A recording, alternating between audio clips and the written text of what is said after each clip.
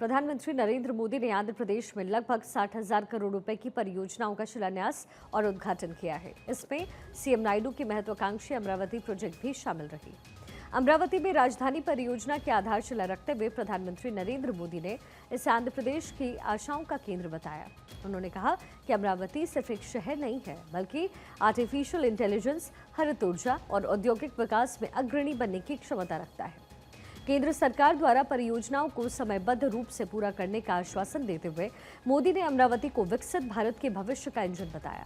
इस मौके पर सीएम नायडू और डिप्टी सीएम पवन कल्याण ने भी प्रधानमंत्री मोदी के विजन की जमकर तारीफ की और उनके विजन को पूरा करने में अपनी पूरी शक्ति लगा देने का वादा भी किया।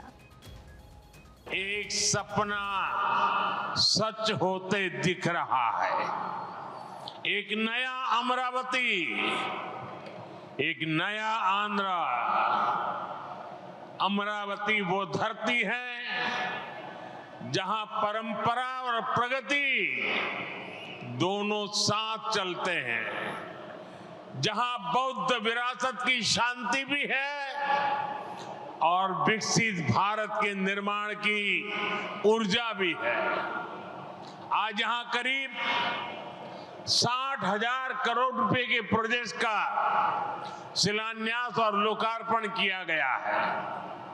ये प्रोजेक्ट सिर्फ कंक्रीट का निर्माण नहीं है, ये आंध्र प्रदेश की आकांक्षाओं की, विकसित भारत की उम्मीदों की मजबूत नींव भी है। मैं भगवान वीरभद्र,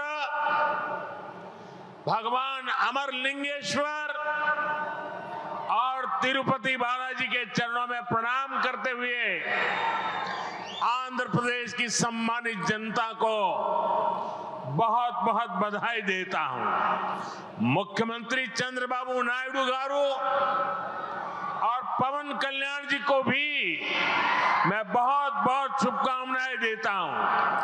हम सब जानते हैं इंद्रलोक की राजधानी का नाम अमरावती था और अब अमरावती आंध्र प्रदेश की राजधानी है।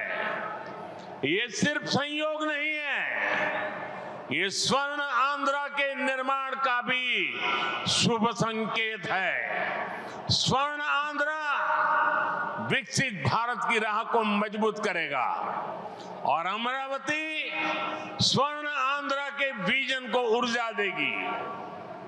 अमरावती केवलम ओक नगरम का दो, अमरावती ओक शक्ति। आंध्र प्रदेश नो आधुनिक प्रदेश का मार्च शक्ति, आंध्र प्रदेश नो अधुनातन प्रदेश गा मार्च शक्ति। साथियों, अमरावती एक ऐसा शहर होगा जहां आंध्र प्रदेश के हर नौजवान के सपने साकार होंगे। Information technology, artificial intelligence, green energy, clean industry, शिक्षा और स्वास्थ्य, आने वाले कुछ सालों में इन सारे सेक्टर में अमरावती एक लीडिंग सिटी बनकर खड़ा होगा। इन सारे सेक्टर्स के लिए जो भी इंफ्रास्ट्रक्चर जरूरी होगा, केंद्र सरकार उसे रिकॉर्ड स्पीड से पूरा करने में राज्य सरकार की पूरी मदद कर रही है। अभी हमारे चंद्रबाबू जी टेक्नोलॉजी को लेकर के मेरी भारी तारीफ कर रहे थे, लेकिन मैं आज एक रहस्य बता देता हूं।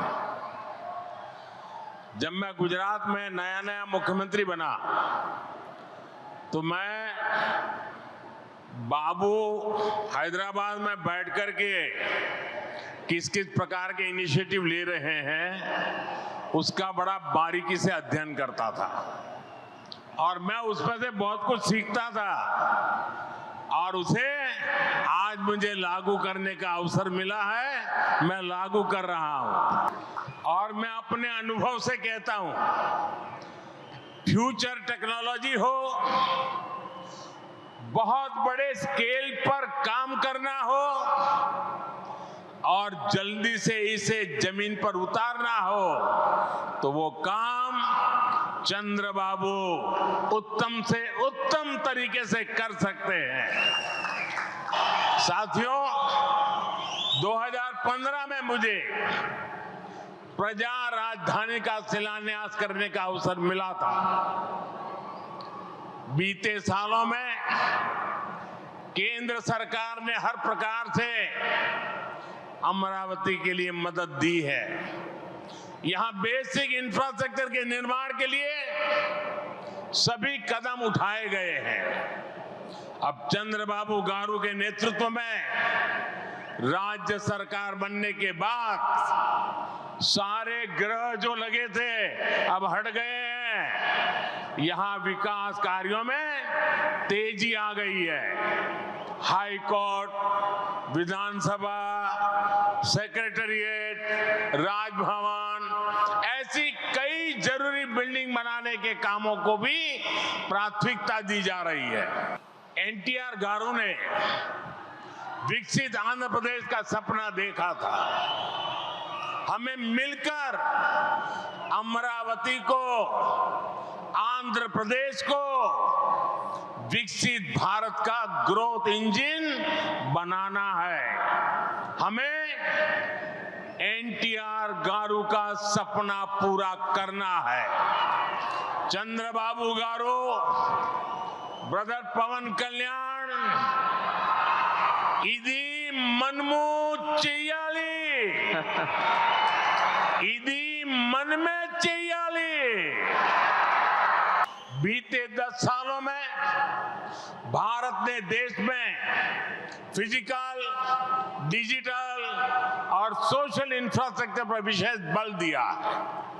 भारत आज दुनिया के उन देशों में शामिल है जहां का इंफ्रास्ट्रक्चर तेज गति से आधुनिक हो रहा है। इसका फायदा आंध्र प्रदेश को भी मिल रहा है। आज भी रेल और रोड से जुड़े हजारों करोड़ के प्रोजेक्ट आंध्र प्रदेश को मिले हैं।